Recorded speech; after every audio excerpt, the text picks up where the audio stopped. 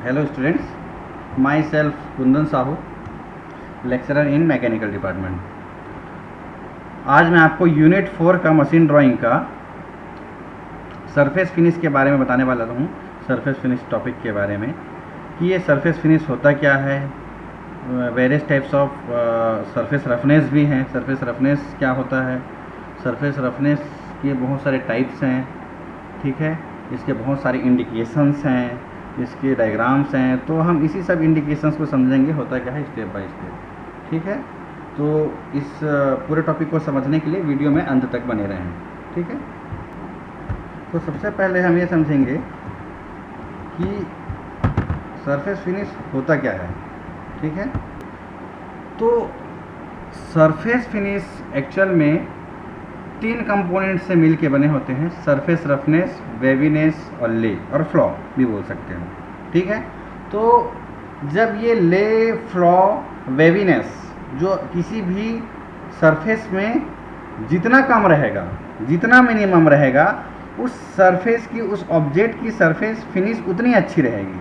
तो आपको दिख रहा होगा ले क्या है, दिस वन इज़ द ले डायरेक्शन। जब कभी भी आप फिनिशिंग करते हो एक डायरेक्शन में तो एक धारियाँ उत्पन्न होती है, एक लाइन की बॉर्डरिंग उत्पन्न होती है, बॉर्डर उत्पन्न होती है। तो यही आपका जो ले है, यही जो क्रिएट होता है, इसी को ही हम ले बोलते हैं।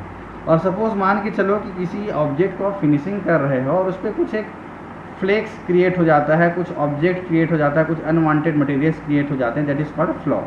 और ये आपका वेवीनेस है, दिस वन इज द वेवीनेस, ठीक है। तो ये था आपका सरफेस फिनिश जो आपका ले, फ्लॉ और वेवीनेस से मिलके बना होता है।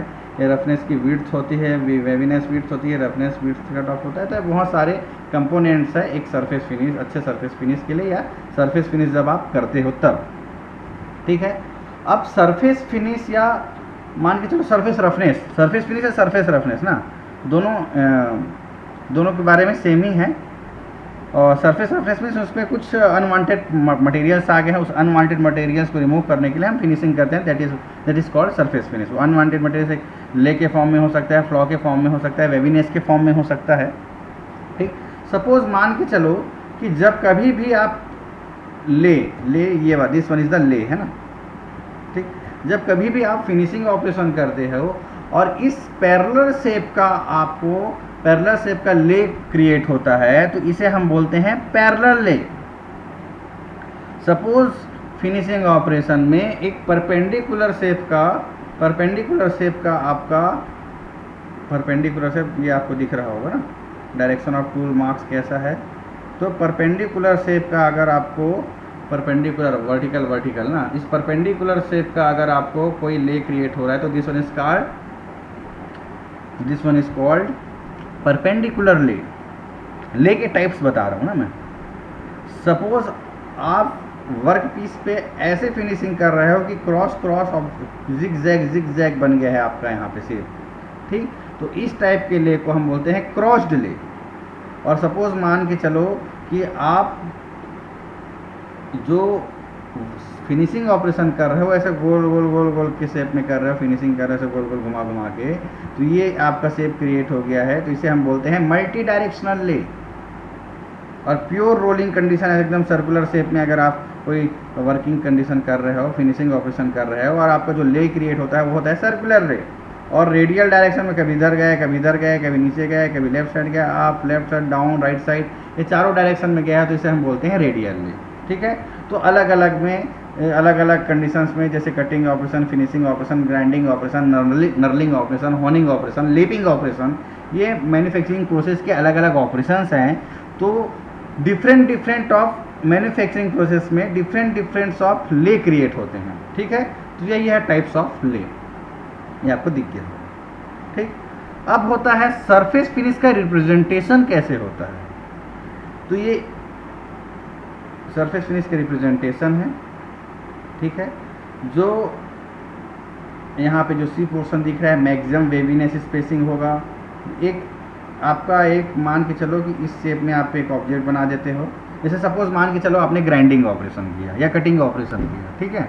और उसको फिर उसके बाद फिनिशिंग कर रहे हो कुछ कटिंग ऑपरेशन में, तो उस कटिंग ऑपरेशंस में बहुत सारे ले क्रिएट हो सकते हैं, डिफरेंट टाइप्स ऑफ ले क्रिएट हो सकते हैं, वेवीनेस क्रिएट हो सकता है, रफनेस क्रिएट हो सकता है, ठीक। तो उसको आप रिप्रेजेंट कैसे करोगे वो हम दिखा रहे हैं इस डायग्राम में, ठीक। सपोज मान के चलो कि आपका मल्टी डायरेक्शनल ले, मीन्स आप ऐसे ऐसे गोल गोल घुमा घुमा के आप फिनिशिंग कर रहे हो, तो जहाँ पे आपको ले सिंबल, जैसे यहाँ पे ई जो दिख रहा है ये आपका ले सिंबल है, तो यहीं पे आपको एम लिखना पड़ेगा, ठीक है।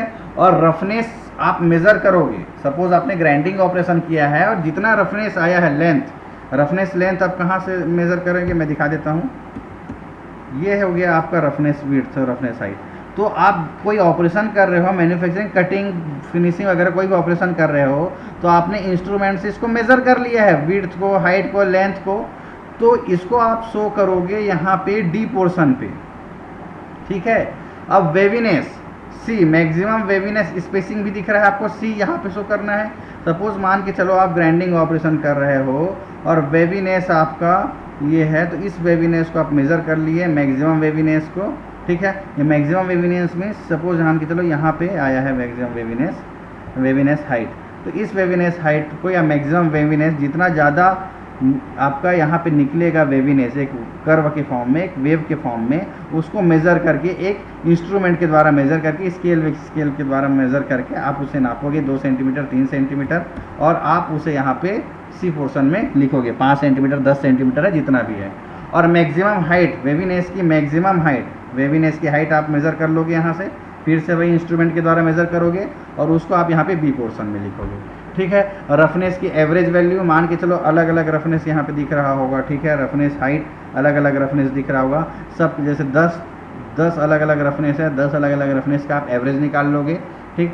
1 2 3 4 5 6 7 8 9 10 डिवाइडेड बाई 10, जितना भी वैल्यू है उसका डिवाइडेड बाई 10 करोगे तो आपका रफनेस हाइट निकल जाएगा। एवरेज वैल्यू निकालना है नॉर्मल ना, और उस रफनेस हाइट को आप यहाँ पे करोगे। और जितना अलाउंसेस दे रहे हो, मशीनिंग अलाउंसेस, जितना आप अलाउंसेस दे रहे हो, छूट दे रहे हो, प्रदान कर रहे हो, तो उस मशीनिंग ऑपरेशन में तो उसको आप ऐप में शो करोगे। तो यही है सरफेस फिनिश का रिप्रेजेंटेशन, ठीक, representation of the surface finish. तो यही है आपका सरफेस फिनिश टॉपिक। तो इसको आप अच्छे से समझिए। तो एक बार हम फिर से देख लेते हैं क्या क्या पढ़े। ये आपका सरफेस फिनिश का डायग्राम है जिसमें ले है, फ्लॉ है, जिसमें ले है, फ्लॉ है, वेवीनेस की हाइट है, रफनेस की हाइट है, रफनेस का विड्थ है, वेवीनेस का विड्थ है, रफनेस का विड्थ कट ऑफ है। तो ये सब आपका है और ये सब है आपको रिप्रेजेंटेशन में फिट करना पड़ेगा, और कौन सा कहाँ आपको फिल करना है वो मैंने बता दिया है, ठीक है। ये आपका वेरियस टाइप्स ऑफ ले है, वेरियस टाइप्स ऑफ ले है, ये दिस वन इज, ठीक। और ये आपका रिप्रेजेंटेशन है जहाँ पे आप जितना मेज़र करोगे किसी इंस्ट्रूमेंट के द्वारा, मेजरिंग इंस्ट्रूमेंट के द्वारा, उस डायग्राम में जो मैंने आपको दिखाया था, यहाँ पे पूरे बस ABCD के फॉर्म में है, यहाँ पे आपको एग्जैक्ट वैल्यू पुट करनी पड़ेगी अगर आपके पास है तो।